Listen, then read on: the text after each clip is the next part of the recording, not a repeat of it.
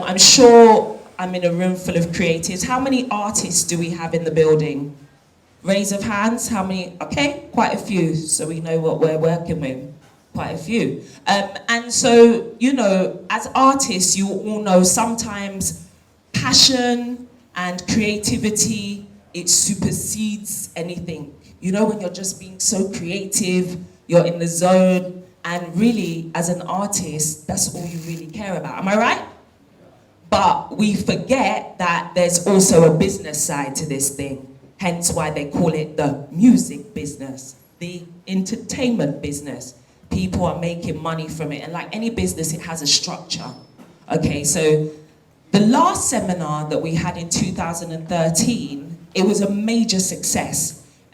You know, it covered the artist, it covered the manager, and it also covered the law of contract. It was a major success, and I hope this one will be as successful. We have some great panelists for you within the music industry, panelists within entertainment law, within songwriting and production, as well as radio and TV, which is a big thing now we're making money from as well as an artist. The woman of the hour, our initiator, the founder of DearArtiste is really here, and I would really like to introduce her so she can really just talk to you a bit more about why we're here today, what DearArtiste is about. So without further ado, please put your hands together for Miss Fola.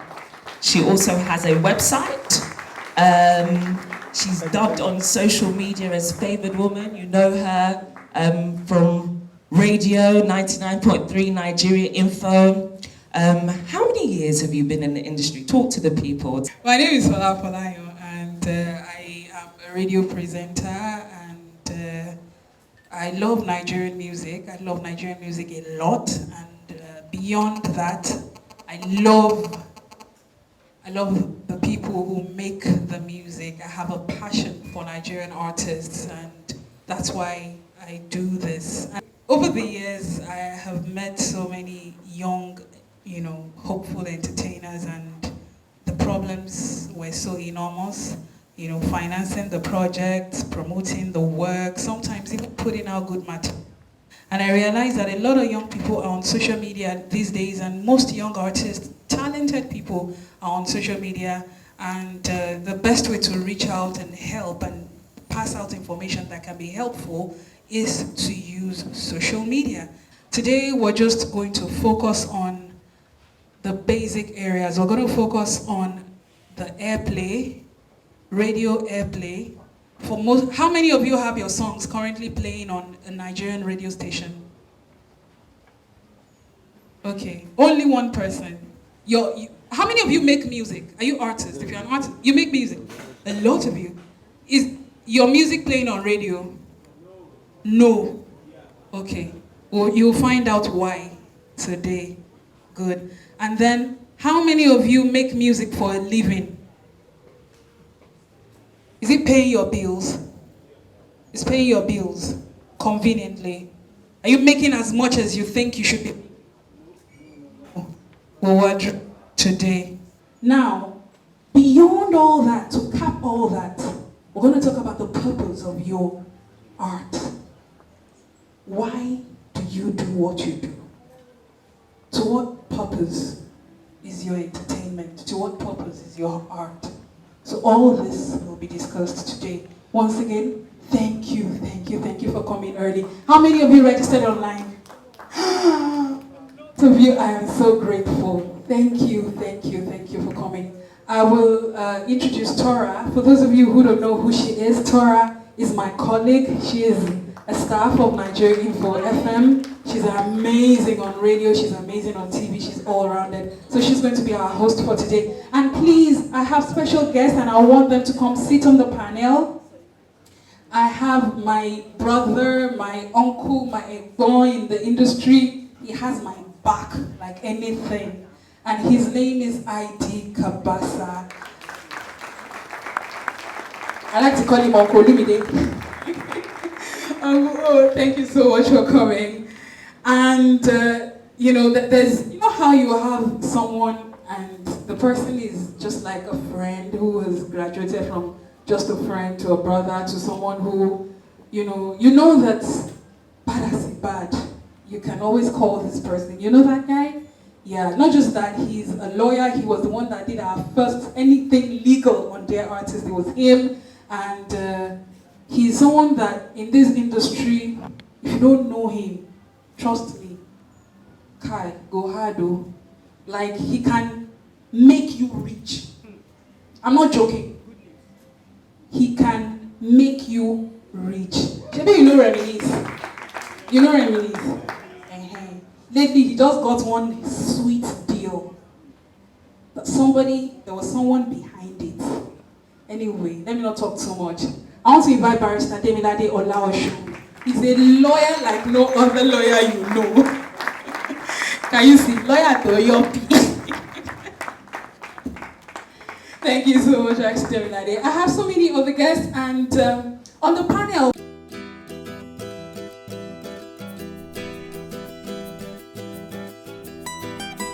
so, ladies and gentlemen, let the show begin.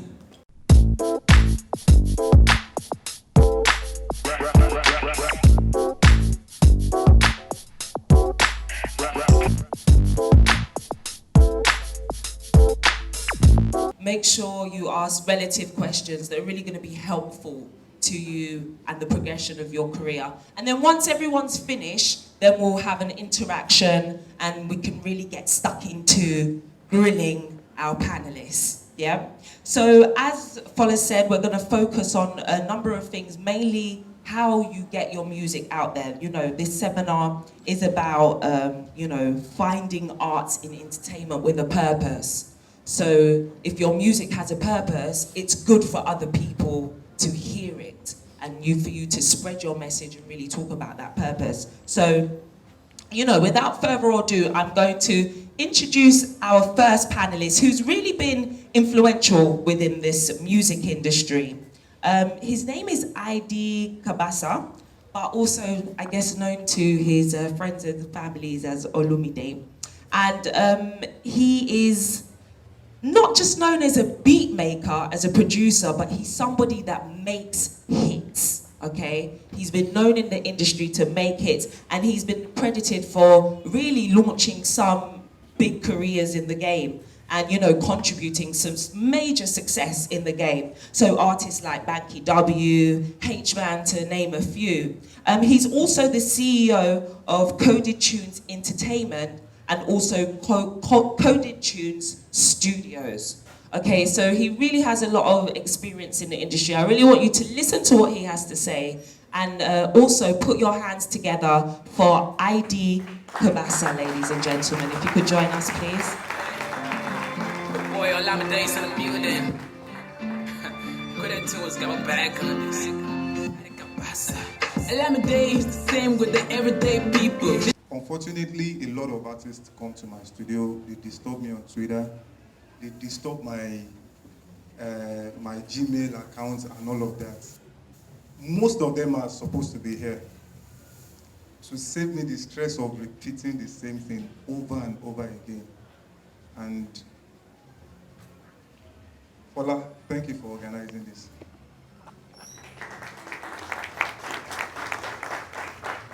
I think if there's anybody to clap for here today, it should be Fola. Because even established artists, a lot of established artists, they need this seminar. I'm a music producer. What I do is create music. And I also nurture artists to create music. Loads of frustration out there, like Fola rightly said, that you do a song. It's so hard to get it on radio. I would say the first thing that will be responsible for that is your lack of creativity. And Creativity for me, I'm not going to bore you with some big English, but I'm going to try to break it down the way it is. Creativity is one of the simplest things, yet very complex. Creativity is meant to be accepted as a child, not as one myth. Now, over the years, I've heard stuff like you have to create something out of the box, that you have to create something out of this world. Yeah, I agree. But if you sit down and you try to create something out of this world that only you have heard, then probably you and the angels and spirits will listen to it. What am I trying to say? Creativity is not creating something that's never been created before, but it's just creating something new out of what already exists. Now let me explain further. If I have a keyboard here, I'm going to show you loads of stuff that I have done that most of you will say it's original. Yes, it is original because I was able to twist the original to create another original.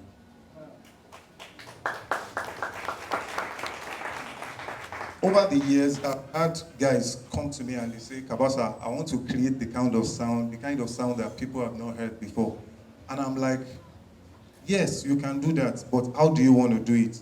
Then they will ask me the question that Nice sound was very unique. That when Nice came out, it was very unique. Ladies and gentlemen, yes, it was unique, but it started from somewhere that already existed. The whole of Nice sound started from Wyclef. If you can just think back now, you will know that it started from the fact that I had a young man that all he had was just the talent of writing, not even singing. Nice could write very well. And he was writing songs for a particular group that he was in. And you know me, I love Wyclef. So I said, I need a lab mouse that I used to do like an experiment for this new sound that is going on in my head. And we started. Initially, it was sounding so much like Wyclef that once you hear him, you will know that, yeah, this is Wyclef. But over the years, which is what creativity does, we were able to develop a sound, a unique sound from what we were hearing. And how do you develop a new sound from everything that you've been hearing? They call it improvisation in music. Improvisation. Improvisation is as simple as picking, okay, you hear a song, there's something you like about that song. You want to keep that particular thing, not the whole element of the song. Do you understand what I'm saying? Not the whole element of the song. Not when nowadays you get to listen to Nigerian radios and it's like listening to one song for hours. Like somebody jokingly told me recently that a white lady came to Nigeria and she was like, why is it that you guys, on your radio, they've been playing just one song for the past 2 hours? And the guy was trying to explain that, no, it's not one song, that they've actually been playing different songs, but there's so much sound like that, you will feel that it's the same producer, it's the same artist. See, God created over 7 billion people. He didn't make any two same. Which is to say, you have something that you can offer that the world will like. You don't have to be another Wizkid. You don't have to be another Davido. But you can just learn. In fact, what I will tell you to learn from them is, how do they think? Which is the basis of creativity. I'm sorry to do this whole, Fola. I'm a Christian, and I have to tell you where I got my inspiration about creativity from. It was right from Genesis, when God was creating the world. God was broke. If you think to be creative you need money, you are failed. You know, they said God was broke because there was nothing. I used the Message version. They said the earth was like a bottomless pit, a place of nothingness. Because what being broke does is, it makes you to be hungry, and you will think. The next thing God did was to overround. He was in charge. That, okay, unfortunately what God created first, we don't have it in Nigeria. He created light. But NEPA, PHC, or whatever, I don't want to blame anybody for it, but unfortunately we don't have that in abundance in Nigeria. But like I was saying, to say that you need money to be creative is a lie. It's like saying you need to grow big before you think big. What takes you to the point of creativity is the place where there is want.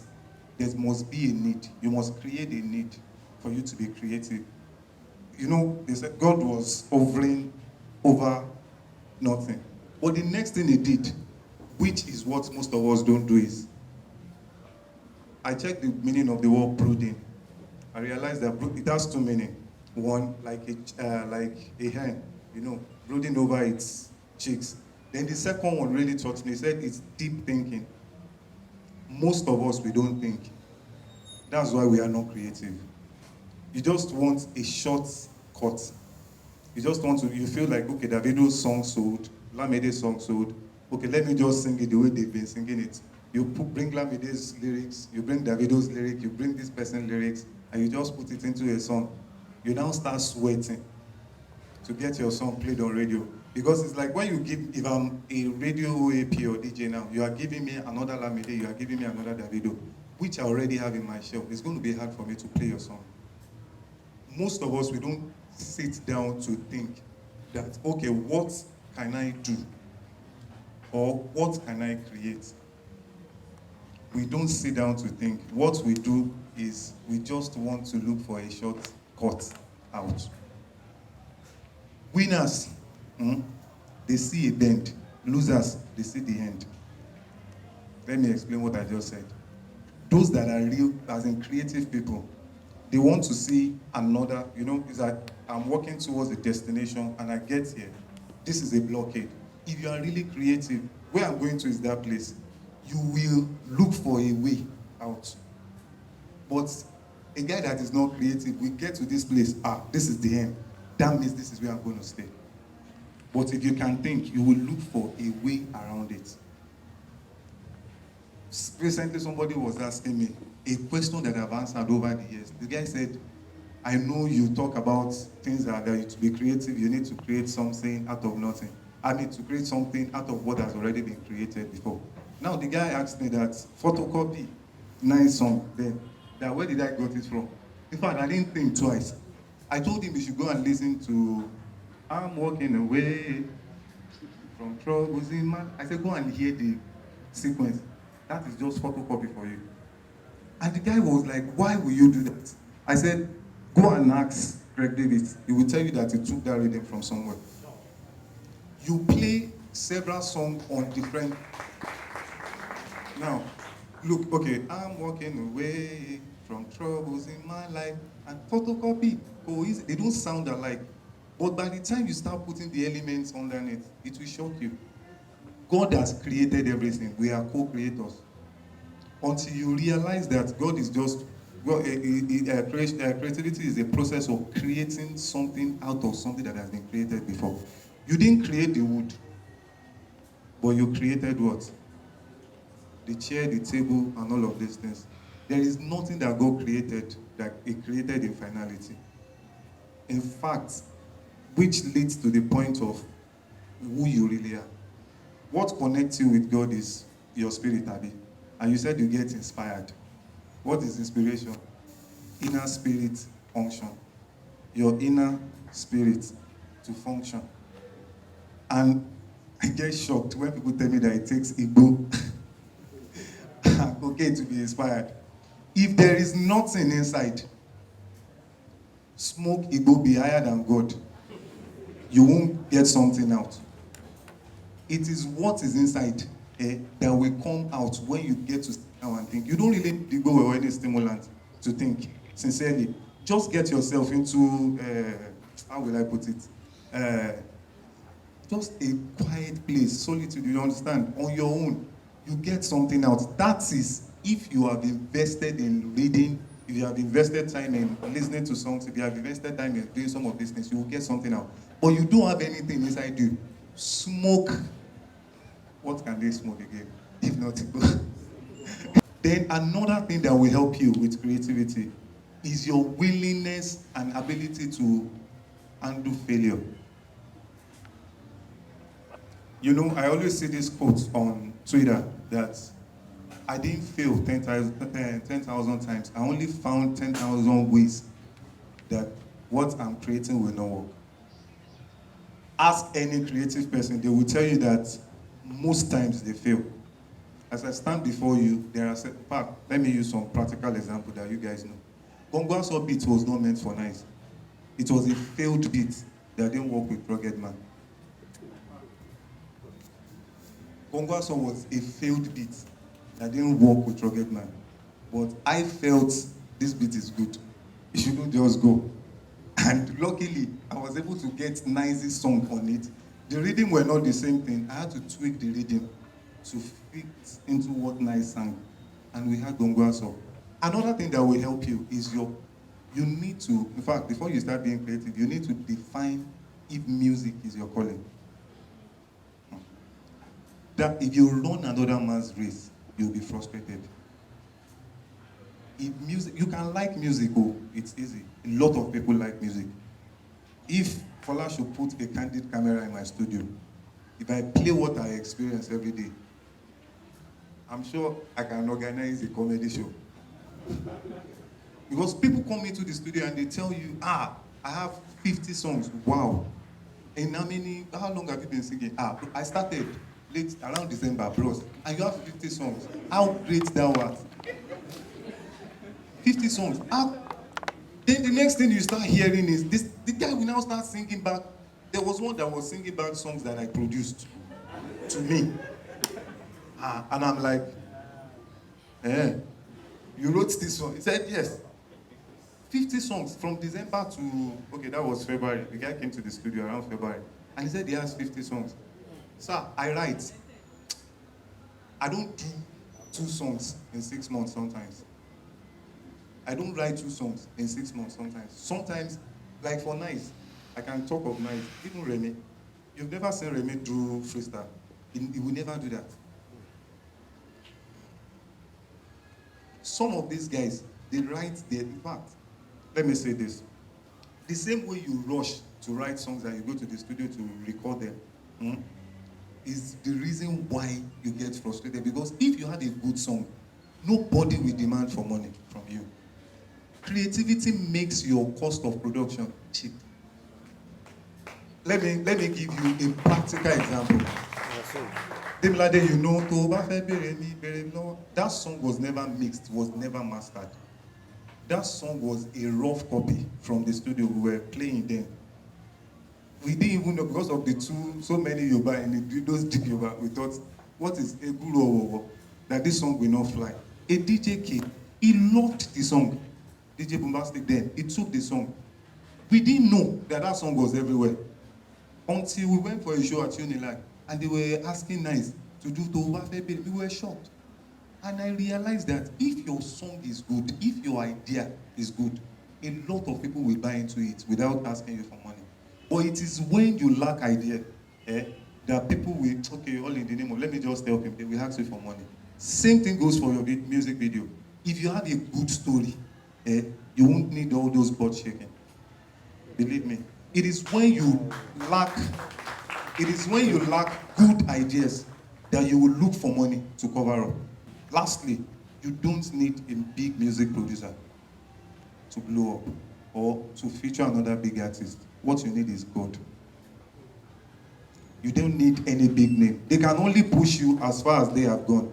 They cannot push you beyond themselves. So you need God and good relationships, which means you have to be humble as you are getting into the industry. With these few words of mine, I hope I'm not confused.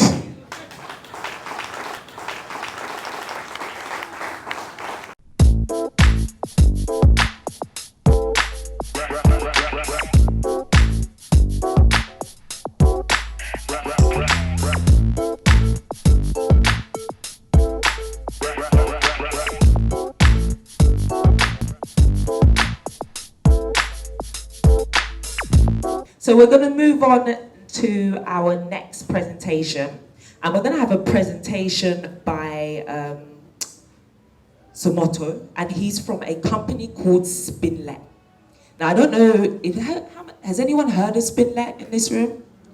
Cool, okay. So you know they are one of the biggest online retailers in music in Nigeria. In fact, the biggest, they're the only online retailer in Nigeria. So They are Nigeria's iTunes. So as well as Miss Olero there, if you want to get on radio, you also need to hassle Somoto if you want to get on SPINLET. So without further ado, I'm going to introduce him and he can tell you a bit more and give you his presentation. Please put your hands together for Somoto from SPINLET. Good morning, everyone. My name is Somto. Okay, so I'm here to talk about SPINLET. Very quickly, I'd like to ask you guys okay, Tora already gave a very brief overview, but if I could ask you, have you heard of SPINLET before? So please give me your view of what you think SPINLET is. Well, it's music online, okay. Just like iTunes. Okay. Have you used SPINLET before? No, I had no reasons. You've not used SPINLET before. Why? Yeah, I think there was an app one time, and it's streaming music. Yeah. I didn't really like it. You didn't like the idea of streaming music? No. But you listen to music? Yeah. So when you're listening to music, how do you listen to music? You go online, you download it to get it on your phone and stuff. You know sometimes those downloads are illegal. You know, but yet you still download them. It's fine. It's fine. So basically, my point is, SPINLET came into the issue because we realized that a lot of all these artists, like who like use, make music, and then they have no idea. They make the music, they put it out, they see it out online, it's going out for free, it's blowing, they have 200 million downloads. So at SPINLET, part of our value-added services is that we help you collect the money from your use of your content on YouTube, and you get paid as part of your royalties. So in terms of royalties, we pay out every 3 months, we pay out every quarter, and after you've passed a threshold amount. So if you don't reach the threshold amount, we roll over into the next quarter. So it keeps on rolling over until you reach that amount, then we pay you your money, and it's fine. And every month, we give you a small report of the people that have listened to your stuff. And we show you the countries where they've listened to your music. So for one of my friends that is also an artist, I saw his reports. And the funny thing is that he had more views from Hong Kong than he did from Nigeria on his stuff. And he was like, Nigeria people did Hong Kong. I said, yes, no, Igbo guys did their standard. but it's basically, our reach is worldwide. It's not just Africa, because it's not just Africans that love African music. Everybody, as long as you're a lover of music, you can find what you want on SPINLET. We have a community website that is coming up, which is going to be basically a music blog with basically music entertainment blog. So we show, like example, like if you go to Not Just Okay and the rest of it, we have artists that will feature spotlights. We would have content from our various SPINLET offices from Finland, from South Africa, and from the rest of it. So a bunch of content and new songs are going to be put on our community space. So when it's launched, we'll make an announcement and you'll be able to go there. Also, to help people sensitize themselves to the SPINLET app, for the first 100 people that download the SPINLET app from this conference and use the code DearArtiste, you will get 1 month premium subscription for free. So for the first 100 people that download the SPINLET app, and when you go to payment plans, you put your voucher, they ask you for a code, you say DearArtiste as your code, you get 1 month subscription free. And if you have any more questions, or if you're an artist that wants to register on SPINLET, you can easily send us an email at support@SPINLET. You register your name, and we'll get back to you. We'll tell you all the forms you need to do, all the things you need to sign, and you can get your content up on SPINLET as quickly as possible. There's no discrimination. Last time someone asked about quality. There's no discrimination on quality. It must be master content. It must be there's a frame rate for it, it's 192 kbps. It must be of proper studio quality mastering. But whatever you want to put on it, if it's that you're just saying throughout, and you want to put it up, it's your content, it's your fans, it's who you want to sell it to. So As long as you make it, we'll help you. We'll give you a place to sell your music. Thank you.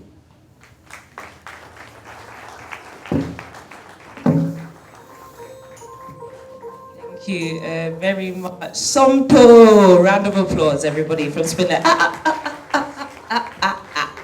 So we're going to give the crowd an opportunity to ask a few questions. I really like, Yeah, sorry, 2 people, 2 questions. So I had 30 naira for a single and 125 naira for an album. That's less than $1. So that's actually a really, really good rate. My name is Benga Balogun. I want to ask, does the SPINLET plan to promote these artists? Because I feel that most of these artists put up their songs for free download as a promotion plan.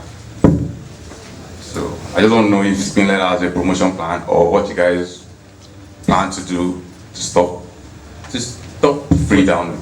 What we encourage is that you do not put it out for zero. You get? You can put it out on SPINLET, but the thing about SPINLET is that we're not a promotion company, we're not a marketing company, we're a digital distribution platform.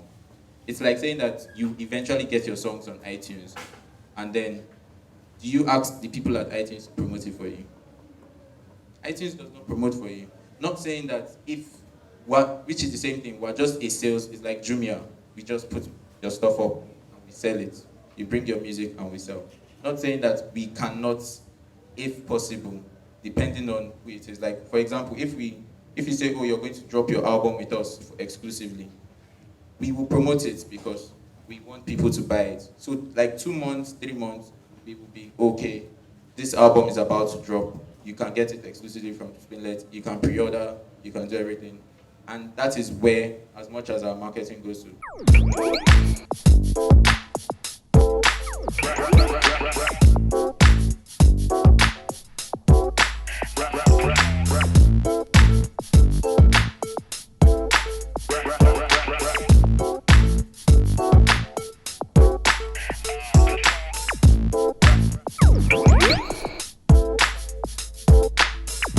Thank you, SPINLET, for this wonderful presentation. For those of you who don't know, SPINLET is our primary sponsor for the event. So please give them a huge, huge round of applause. Sumto is here with his colleague. Her name is Eni. Eni has just been awesome, and we will look forward to doing bigger things with SPINLET in this year and in the coming year. So coming up next, Alero Ufoma Egaga is the group head of music, Cool FM, Wazobia FM, and Nigeria Info, and WeTV nationwide. She's a graduate of the University of Lagos. Alero also has a certificate of media studies from Southwark College, London, and a certificate in business administration from the University of Liverpool, UK. And she has been in the music and media industry for 15 years and has played an active managerial role in the private radio sector for 11 years. She's a radio program producer, a content provider in the areas of music, film, and fashion. She's a contributing writer, health and wellness blog, a voiceover artist, and a gender empowerment and capacity building advocate. Please put your hands together for Miss Alero Egaga.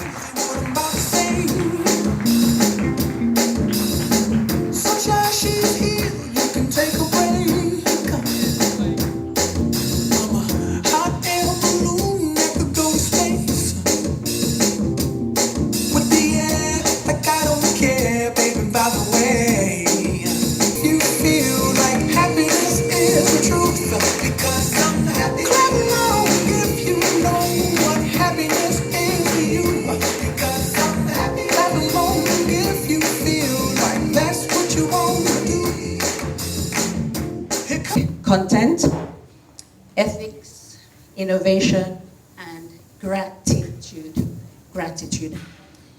First, we'll go to music content. What do we mean by music content?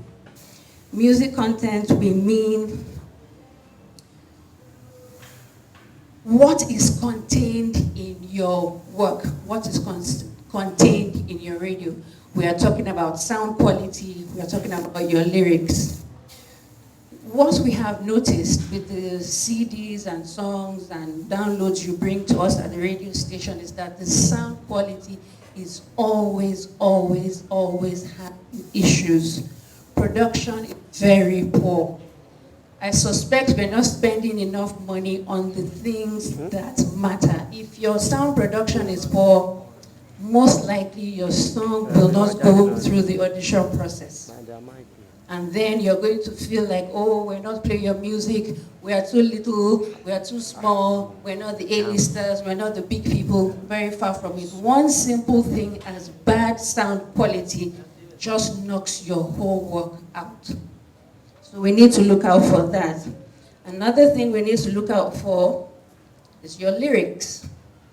I find that today, now, lyrics is all about the booty.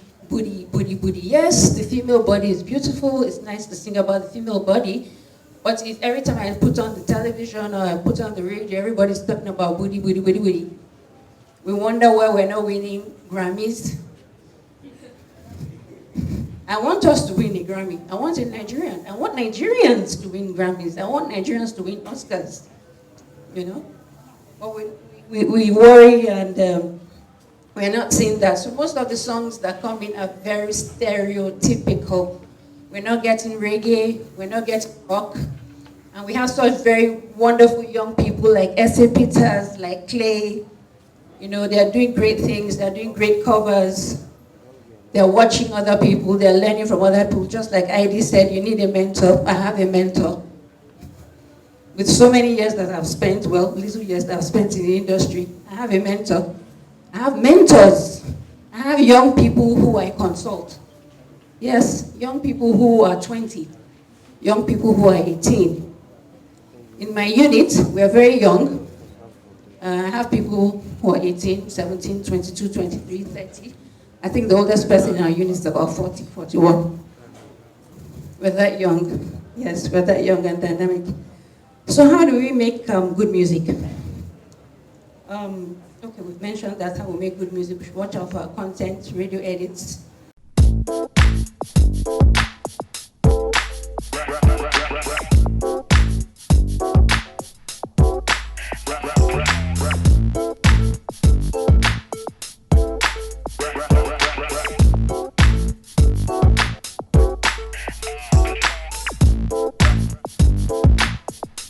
You know, Happy that we listened to just now, Pharrell Williams. You know Pharrell didn't write the song.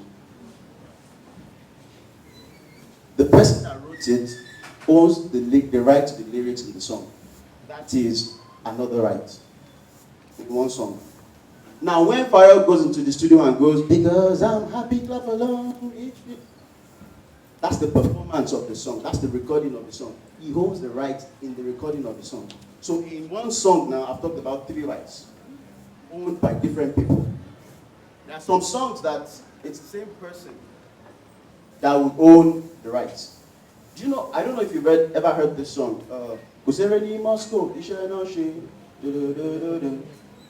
That guy produces, he records, he sings, and he writes his own lyrics.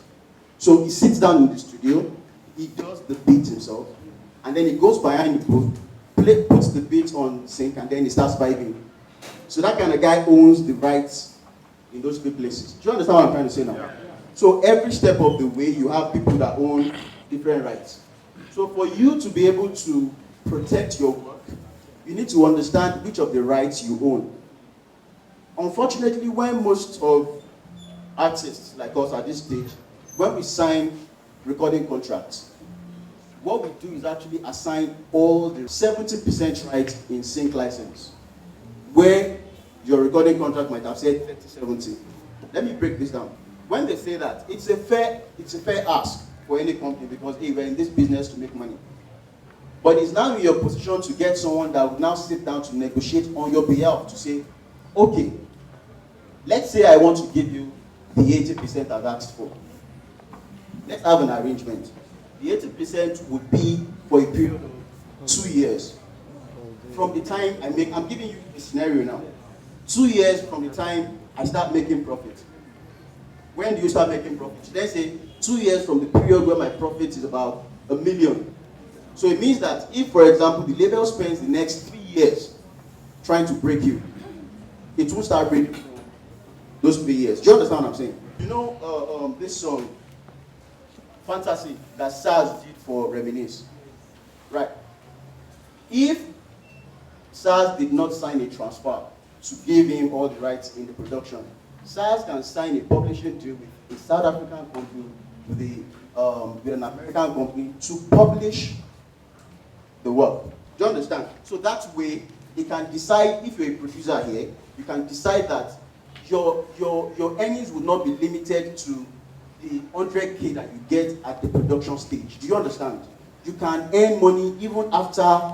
So don't think that once someone pays you 400,000 for production, that's the end of it. There are other revenue models to make money subsequently. Now I'm going to go to ways by which you can protect your work, because of course I think time is fast spent. The first thing, there are certain things that the copyright law requires for you to get, for you to have the protection of the law on any work. The way it is in Nigeria, once you can put your work in a perceivable form, it gets copyright protection.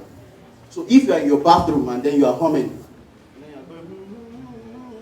you are going, bathrooms like what we have in hostels, where there is someone in the next cabin that can hear you, and then the person gets your vibe, runs into the studio, produces it, and then releases it, and then you go, I was humming it and I knew you were beating that time. You are not protected. So you have to reduce what you created into a perceivable form, a form that it can be reproduced by other person, and then it must be original enough. So you cannot, like we said the other time, you cannot go and recreate Gongwaso and expect that the law will protect you on that. You have to have expended sufficient effort into making the song original enough for protection. So the first thing to ensure that you're protected, make it in a perceivable form. Then execute the right contracts, like I've said, with the guys that are working with you, so that you know the extent of ownership, and you don't get to shortchange yourself by having someone else reap what you own. Thirdly, before you release any song, now I want to really explain this part, and I hope that you get it. I understand the fact that we work in an environment or an industry that people are dubious, people are greedy. So when, for example, you want to work with, you decide that you have a song that it would be best for you to feature an established artist, and then you've recorded it. In fact, you've recorded his own verse. Sometimes it can be that crazy, where you decide that you want to work with a Davido, for example, and you've recorded the hook, you've recorded Davido's verse, and you're just sending it to him to voice his own verse. Do you understand what I'm saying? It is necessary for you to ensure that he understands that you own those rights. You're not, the fact that he's performing it with you, it would mean that he would only own one right to it. That's of course, the performance right. But the songwriting, the other rights, you own them because you actually wrote the verses. Now, in the process of sending that song to him, it is possible that, okay, so I'm not mentioning any name now. It is possible that he hears it and he thinks, this song is good for me. You sent it to him, but he decides, you know what? He sent you a report that, I don't think I want to work with you. And then he goes into the studio and drops the song for himself. We have various instances of that in this industry. So how do you then ensure that, by virtue of your disclosure, because what they will tell you is, we're not free to work with you at this time. And there's nothing you can do about that. The first thing is to, one, sign what we call a non-disclosure, non-circumvention agreement.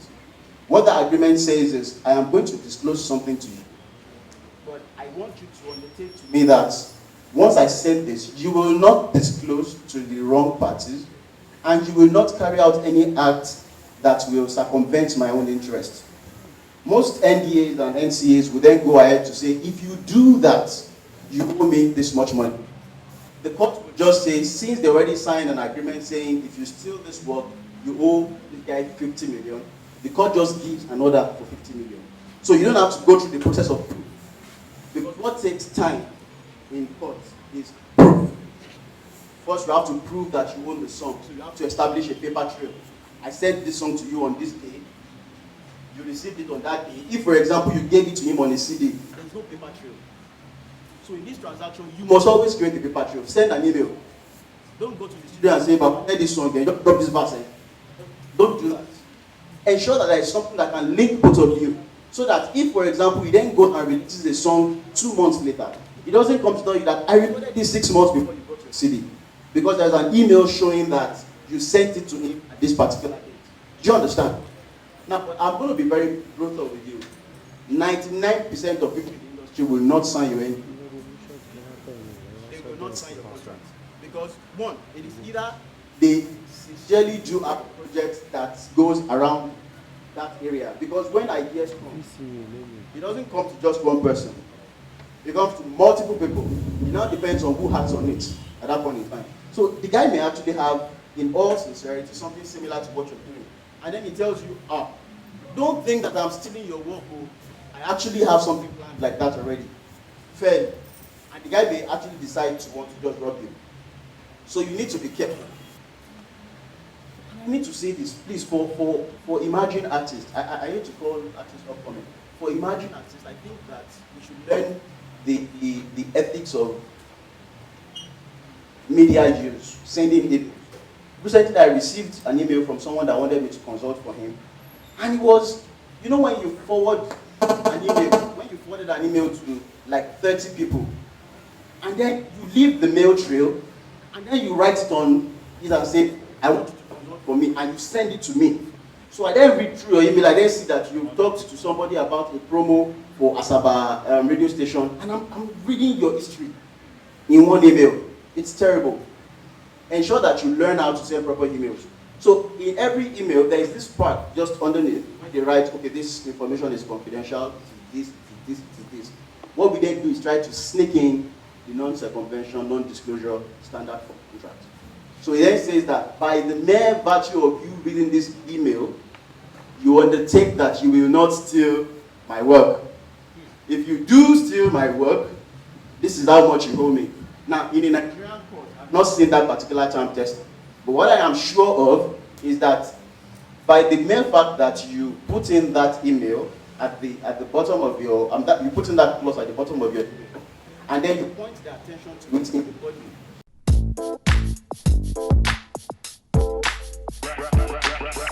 Mickey Jojo, music writer. I'm delighted to have Heidi Kabasa here. So my question straight away will be on economics. I haven't spoken to us about how to make good music, the cost, the value, and the rest of them.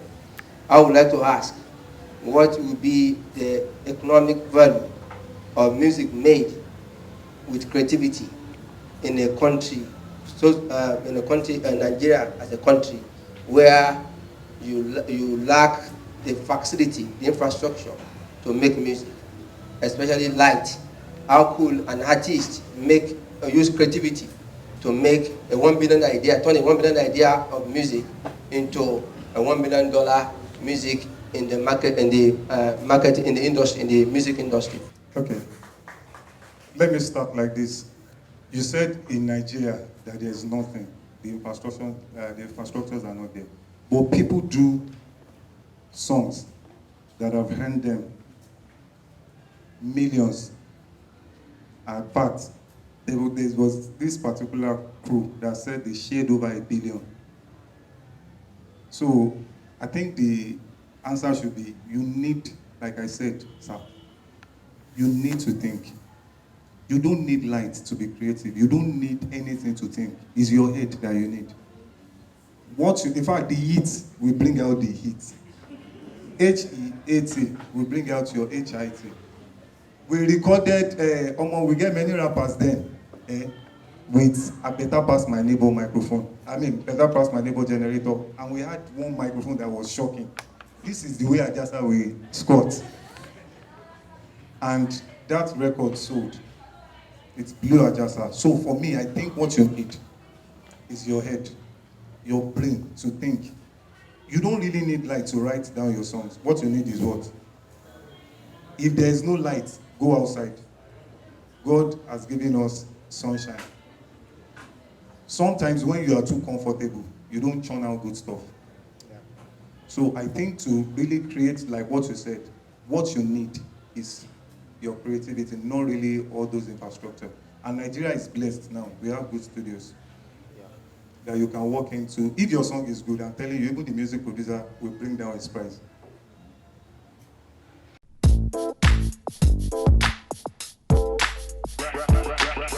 I'm very happy to be here. This seminar is quite educative. Very happy. But I just want to ask a question. I'm an artist. I started singing since when I was 8. My dad is a music person, so that blood real. So I come to discover myself I can do music, and I have this creativity in me. So, but I was brought up with this kind of foreign music my dad used to listen to, James Brown, this Coco T, Bob Marley, reggae, and all of that. So when I find myself writing music, I see myself in that ways, like writing songs like, too professional. People, they say it's too professional that I have to come to these modern days and do what people usually get to understand. So can I say that is the real me, or I just need to change? Okay, I think I should come from here, which still boils down to something I didn't say about inspiration. Experience. Hear this. Experience is what has worked. Inspiration is what will work. Your experience, which is most times, I don't want to advise artists so that what I'm advising them is not actually obsolete.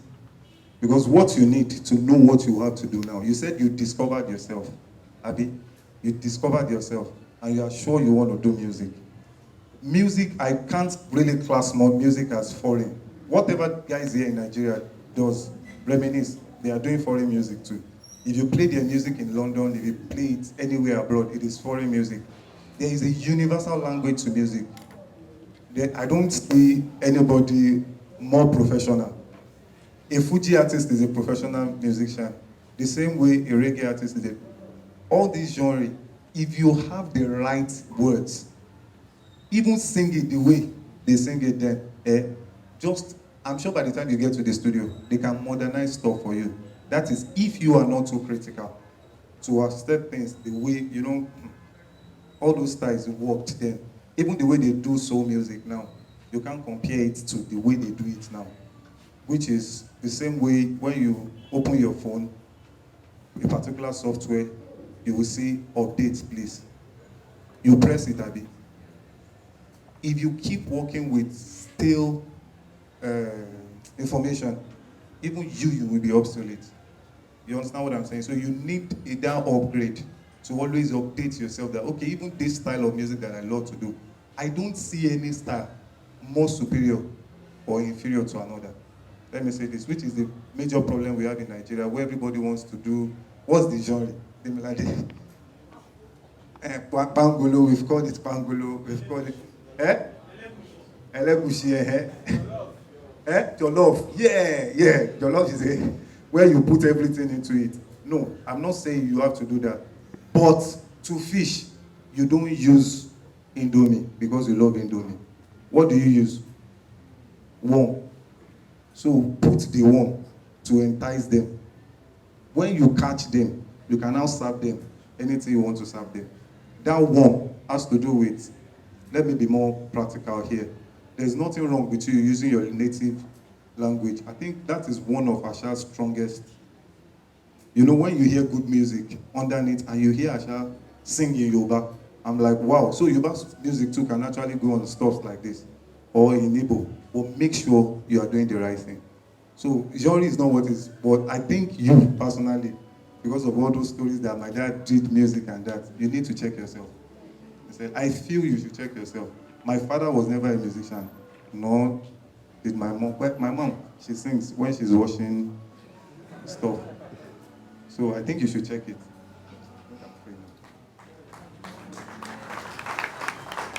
Thank you very much. So another round of applause for ID there.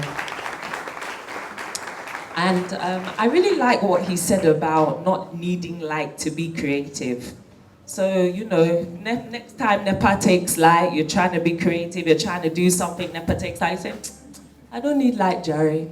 Do you get? So I really, really do like that. I like that.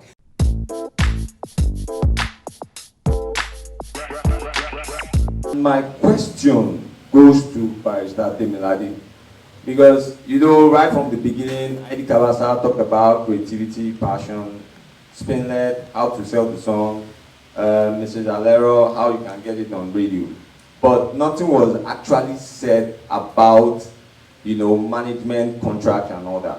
Fine, Barrister Temilade, you talked about the rights. Okay, you talked about the rights of that's the copyright, which includes in making a song. You talk about the beats, you talk about the sound recording, and you talk about the lyrics. Now, my question is, who actually owns the intellectual property between the artist and the record label?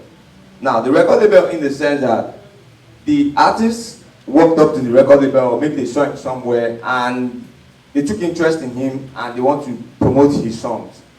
Now, the artist only comes with his voice to the studio. I'll tell you, generally in the industry, the ownership of the copyright depends on, one, the status of the artist. You cannot want to sign a Two-Face and want him to assign his catalog to you. He won't. But you may sign somebody that is younger and get the entire catalog. But what it happens is that generally every recording contract, even I do it for my clients that are record labels, what I do is I claim the ownership of all the works produced during the time of the contract. But what you must then insist on as an artist is what is called a copyright reversion clause in your contract, such that because nobody would want to invest in you and not want to own the right to do whatever they want to do in their songs. But when you then say that I signed a contract for 5 years, for example, and then the person has the right to make use of your songs for 5 years, you can then give the person an additional 3, 4, 5 years to make use of it even when you're gone from the label. But after those years, the ownership reverts to the artist. But during the term of the contract, generally, the way it works is that the label owns it. Especially with what we have in Nigeria. What we do in Nigeria right now is not just recording contracts. What we do is at 360-degree deals, where the label does everything for you and makes money from everything that you earn. There are some recording contracts in America where the only thing you get is from sales. The only thing the record label gets from sales. All other things the artist wants. It depends on your negotiating power, and please, as artists, never negotiate in desperation. When you're desperate, I mean, I have a client that signed his name off to the label. Such that when he's leaving, he can't leave with that name. Do you know what that means? Do you know that when Jackson 5, do you know the group Jackson 5? When you were going to leave Motown Records, you couldn't leave with Jackson 5. Because Berengoni said he named them Jackson 5. So when you were going back to CBS, they have to change their name to the Jacksons. That's how important all of these clauses are in contracts. So you have to understand what you're doing, you have to get proper advice, you have to ensure that you're advised every step of the way, to know who owns your work, for how long they own it, what you're getting in exchange for it, and every other thing.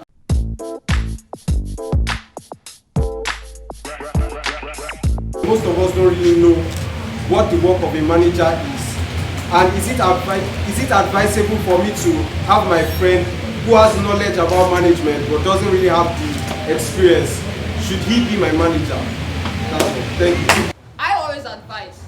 I advise that you can't come to me. People have been coming to beg me, oh, Foz, I want you to manage me, I want you to manage me. I'm like, I can't manage you. First of all, if I want to manage you, I emotionally invest in the artist.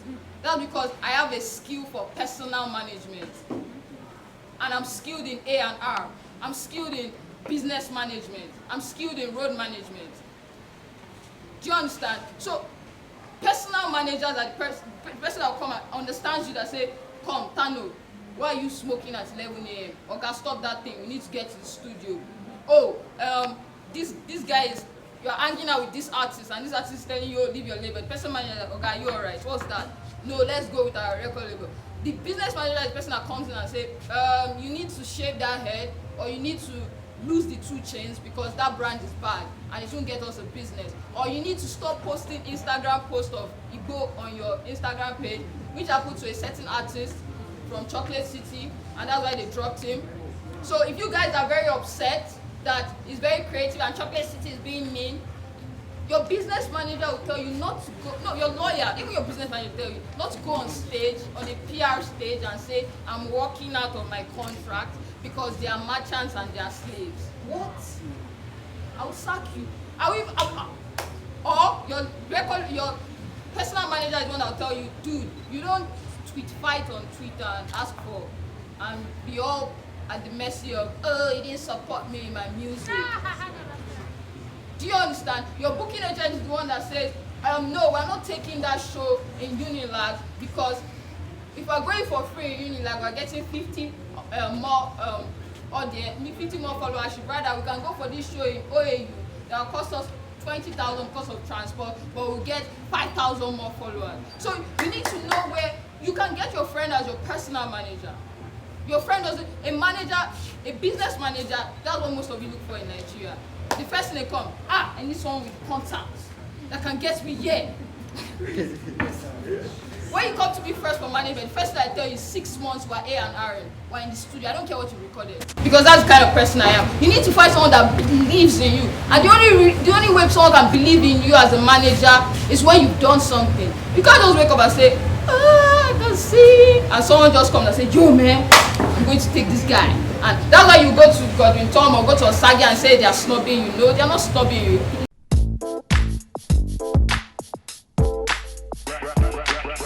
An artist is being signed on a record deal and all that for a period of, let's say, 4 years. And, you know, you've been working with the label, shows, media, tours, and all that. And all of a sudden, I know you want to agree with me, Nigerian artist. All of a sudden, he comes up with the idea that, I met another set of people, and now they are willing to give me more offer. And he decides to go contrary to what he has signed. What do you do in this aspect? I would say that we have too many mushroom record labels. People that cannot actually provide recording services to artists, such that in 2 years, the artist becomes discontented. And it's basic. See, every human wants an advancement for himself. You cannot expect me to not be getting my dream from you and want to stay with you. Now, this is me talking generally. So before you, as a record label owner, set out, you need to ensure that you understand what it takes to run a label. I recently asked a question on Twitter. I said, I would want to know what goes on in A Planet. Do you know A Planet? That's the record label that signed Bracket. Do you know that they've been signed to A Planet for close to 10 years and never had we had in the news that they had issues? What's the structure? What is happening? These guys have made songs and they still stay with them. Yet we have labels that would sign in 2 years, and within those 2 years, they're fighting. Why? Now, so it doesn't fall on one side. I know that most creatives are weird. They are very eccentric people. So most times they can go this way today, and tomorrow they are on the other extreme. So they're excited about signing with you now, and tomorrow they don't even want to see you.